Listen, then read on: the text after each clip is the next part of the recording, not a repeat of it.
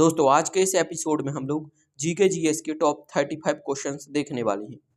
दोस्तों ये 35 क्वेश्चन आपके किसी न किसी गवर्नमेंट एग्जाम में पूछे गए हैं। काफ़ी इंपॉर्टेंट क्वेश्चन है, इसलिए दोस्तों वीडियो को पूरा अंत तक जरूर देखिएगा।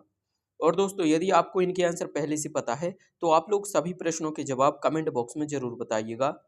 चलिए दोस्तों आज का पहला क्वेश्चन देखते हैं। पहले क्वेश्चन में दिया गया है काली क्रांति का संबंध किससे है। दोस्तों यहाँ पर काली क्रांति पूछा गया है कि काली क्रांति का संबंध किससे है। इसका राइट आंसर हो जाएगा दोस्तों कच्चे तेल के उत्पादन से काली क्रांति का संबंध है, तो सी इस क्वेश्चन का राइट आंसर हो जाएगा। दोस्तों नीली क्रांति यह दोस्तों मछली पालन से संबंधित है। श्वेत क्रांति आपको याद रखना है दुग्ध उत्पादन से संबंधित है। और दोस्तों हरित क्रांति यह दोस्तों कृषि से संबंधित है।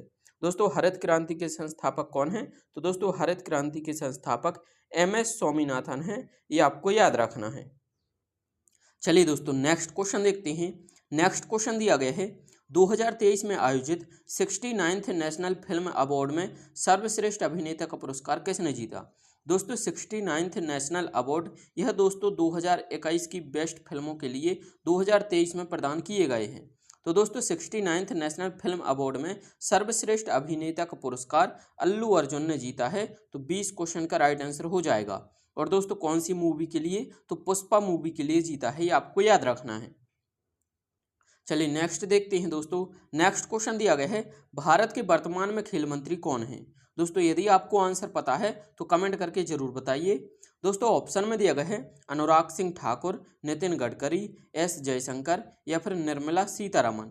दोस्तों भारत की वर्तमान में खेल मंत्री अनुराग सिंह ठाकुर है, तो ए इस क्वेश्चन का राइट आंसर हो जाएगा।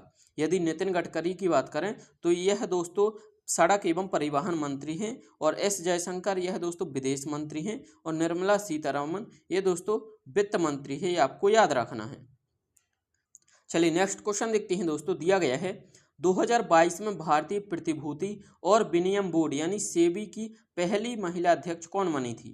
दोस्तों सेबी को इंग्लिश में security exchange board of India कहते हैं। तो दोस्तों सेबी की पहली महिला अध्यक्ष कौन बनी है यह आपको बताना है।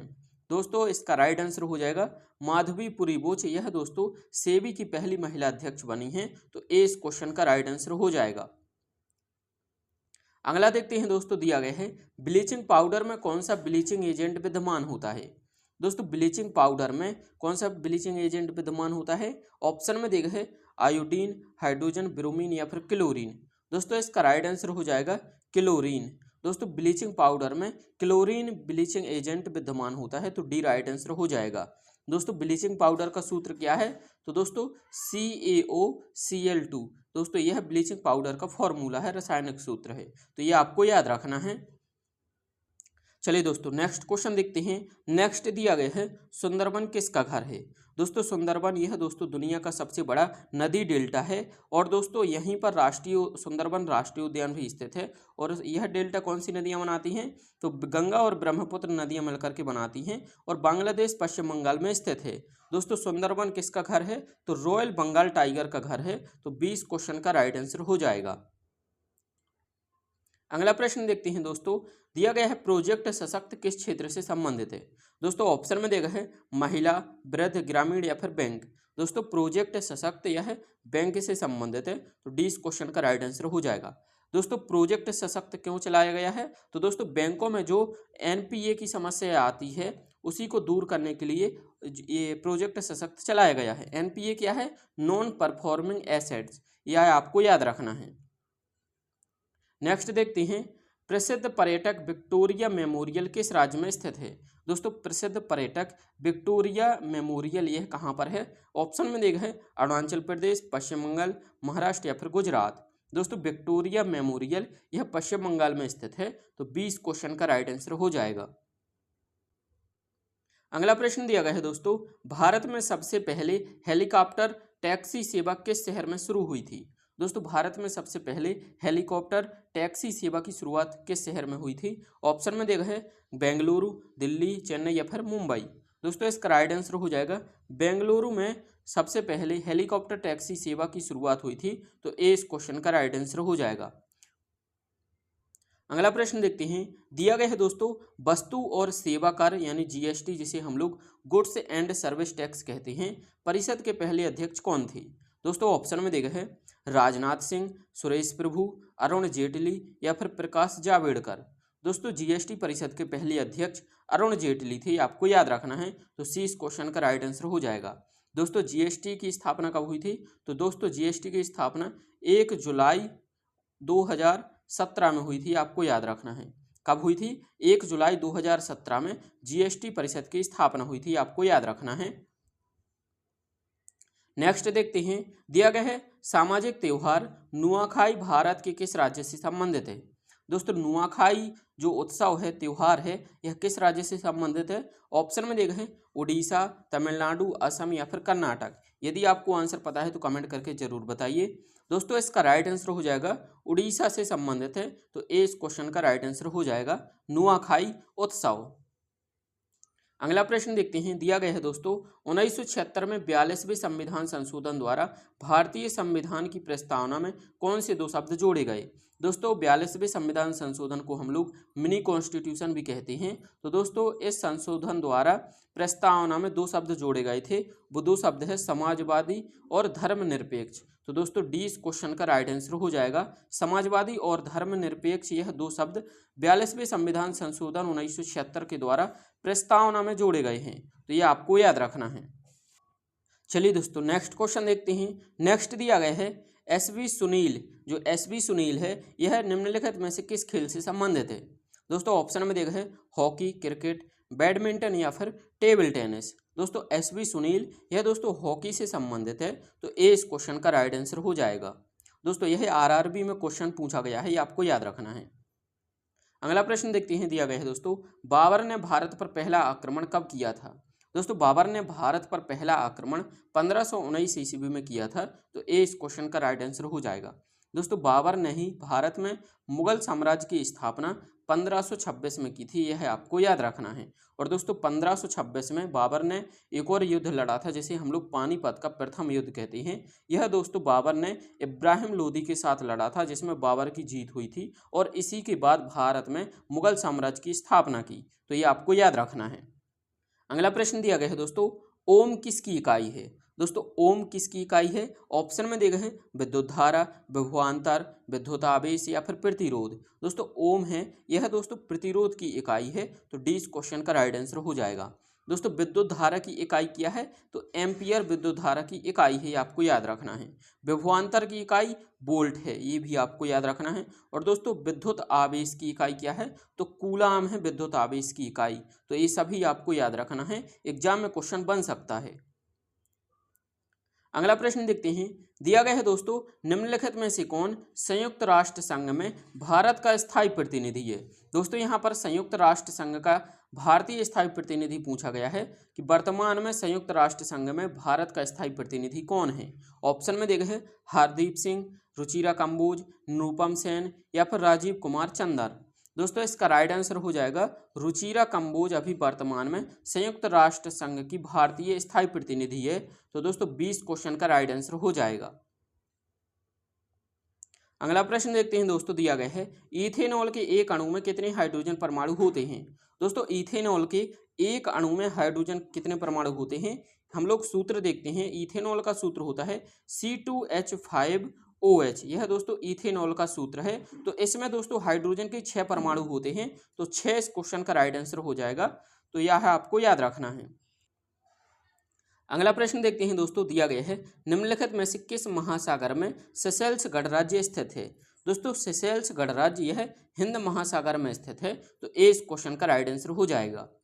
चलिए नेक्स्ट देखते हैं। नेक्स्ट दिया गया है दोस्तों सरस्वती सम्मान के पहले विजेता कौन है? दोस्तों सरस्वती सम्मान के पहले विजेता हरिवंश राय बच्चन जी हैं, तो 20 क्वेश्चन का राइट आंसर हो जाएगा। और दोस्तों सरस्वती सम्मान की स्थापना कब हुई थी? तो सरस्वती सम्मान की शुरुआत 1991 में हुई थी, आपको याद रखना है। अगला प्रश्न देखते हैं दोस्तों, दिया गया है ज्ञानपीठ पुरस्कार की स्थापना किस वर्ष में हुई थी? दोस्तों ज्ञानपीठ पुरस्कार की शुरुआत यह दोस्तों 1961 में हुई थी, तो ए इस क्वेश्चन का राइट आंसर हो जाएगा। दोस्तों ज्ञानपीठ पुरस्कार पाने वाले पहले व्यक्ति कौन थे? तो दोस्तों आपको याद रखना गोपाल शंकर कुरुप, यह दोस्तों ज्ञानपीठ पुरस्कार पाने वाले पहले भारतीय थे। और पहली महिला कौन थी? तो दोस्तों आशा पूर्ण देवी, यह दोस्तों पहली भारतीय महिला थी जिन्हें ज्ञानपीठ पुरस्कार प्राप्त हुआ था। दोस्तों 1980 में, यह आपको याद रखना, कालिदास सम्मान की शुरुआत हुई थी। कब? 1980 में। और दोस्तों 1985 में किसकी शुरुआत हुई थी? तो द्रोणाचार्य पुरस्कार की शुरुआत हुई थी, ये आपको याद रखना है। 1991 में सरस्वती सम्मान की शुरुआत हुई थी। तो ये सभी आपको याद रखने हैं। अगला प्रश्न देखते हैं, दिया गया है बोथनिया की खाड़ी दो देशों के बीच स्थित है, उनमें से एक फिनलैंड है, दूसरा देश कौन है? दोस्तों दूसरा देश स्वीडन है। दोस्तों जो बोथनिया की खाड़ी है वह फिनलैंड और स्वीडन, ये दोनों देश मिलकर के बनाते हैं। तो सी इस क्वेश्चन का राइट आंसर हो जाएगा। अगला प्रश्न देखते हैं, दिया गया है निम्नलिखित में से कौन सी भारत की प्रथम महिला व्यायामी है जिसने ओलंपिक में हिस्सा लिया?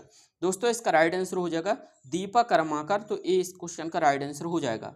दोस्तों दीपा कर्माकर यह दोस्तों प्रथम भारतीय व्यायामी है जिसने ओलंपिक में हिस्सा लिया। तो ये इस क्वेश्चन का राइट आंसर हो जाएगा, ये आपको याद रखना है। नेक्स्ट देखते हैं, नेक्स्ट दिया गया है किसने अपनी राजधानी दिल्ली से दौलताबाद स्थानांतरित कर दिया था? दोस्तों किसने अपनी राजधानी दिल्ली से दौलताबाद स्थानांतरित की थी? तो इसका राइट आंसर आपको याद रखना है मोहम्मद बिन तुगलक ने। तो इस क्वेश्चन का राइट आंसर हो जाएगा।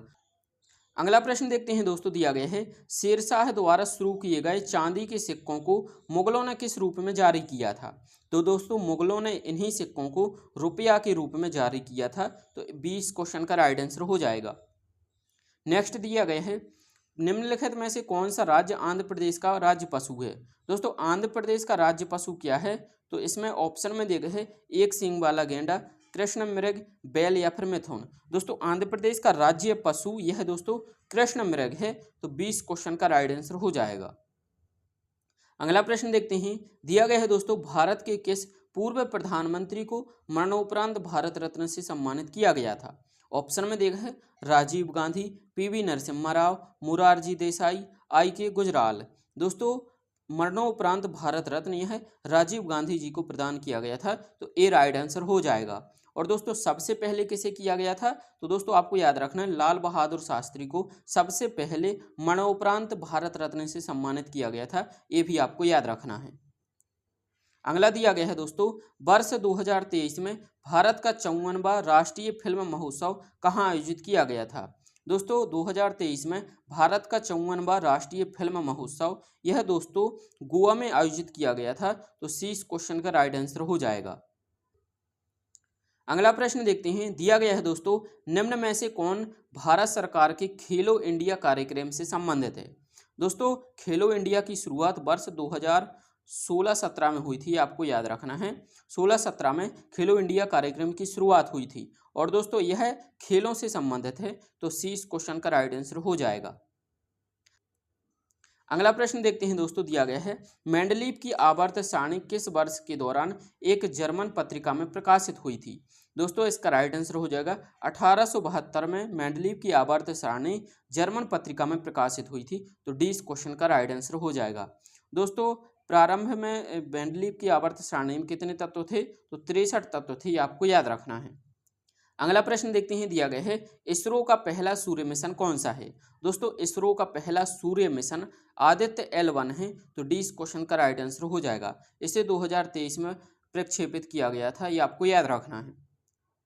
अगला प्रश्न दिया गया है दोस्तों वन इंडियन गर्ल पुस्तक के लेखक का नाम क्या है? दोस्तों वन इंडियन गर्ल पुस्तक के लेखक का नाम चेतन भगत है। तो इस क्वेश्चन का राइट आंसर हो जाएगा। अगला क्वेश्चन दिया गया है हमारे शरीर की हड्डियों में कौन से ऊतक पाए जाते हैं? दोस्तों हमारे शरीर की जो हड्डियां हैं उनमें दोस्तों संयोजी ऊतक पाए जाते हैं। तो सी इस क्वेश्चन का राइट आंसर हो जाएगा। नेक्स्ट देखते हैं, नेक्स्ट दिया गया है निम्न में से कौन सा शहर साबरमती नदी के तट पर बसा है? दोस्तों साबरमती नदी के तट पर कौन सा शहर बसा है? तो इस राइट आंसर हो जाएगा दोस्तों अहमदाबाद बसा है। डी क्वेश्चन का राइट आंसर हो जाएगा। दोस्तों इसका आंसर आपको कमेंट बॉक्स में बताना है। दिया गया है वर्ष 2024 में कौन सी लोकसभा के चुनाव आयोजित किए जा रहे हैं? दोस्तों जो भी सही आंसर है आप लोग कमेंट बॉक्स में ज़रूर बताइएगा। और दोस्तों यदि आप लोग इस चैनल पर नए हैं तो चैनल को सब्सक्राइब करके नोटिफिकेशन को ऑन जरूर कर लीजिए। साथ में दोस्तों जो भी सही आंसर है आप लोग इस क्वेश्चन का आंसर कमेंट बॉक्स में ज़रूर बताइए। Thank you for watching.